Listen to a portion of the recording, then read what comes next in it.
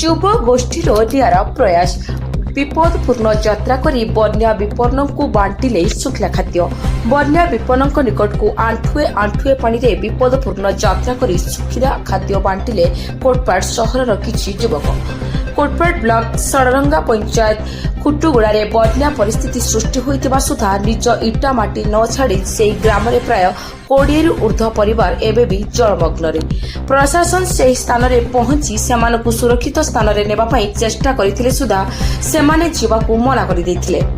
ଏହି ଖବର ପାଇ କୋଟପାଡ଼ ସହର କାଳୀକୃଷ୍ଣ ହୋତା, ଓମ୍ ପ୍ରକାଶ ଦାସ, ଜିତୁ ରାଉତ, ମଣ୍ଟୁ ଭତ୍ରା ମିଶି ବନ୍ୟା ବିପନ୍ନଙ୍କୁ ବିସ୍କୁଟ, ବ୍ରେଡ୍, ରୁଟି ଭଳି ବିଭିନ୍ନ ଶୁଖିଲା ଖାଦ୍ୟ ବାଣ୍ଟିଛନ୍ତି ଓ ଆଗକୁ କିଛି ଖାଦ୍ୟ ଆବଶ୍ୟକ ହେଲେ ଯୋଗାଇ ଦେବେ ବୋଲି ପ୍ରତିଶ୍ରୁତି ମଧ୍ୟ ଦେଇଛନ୍ତି।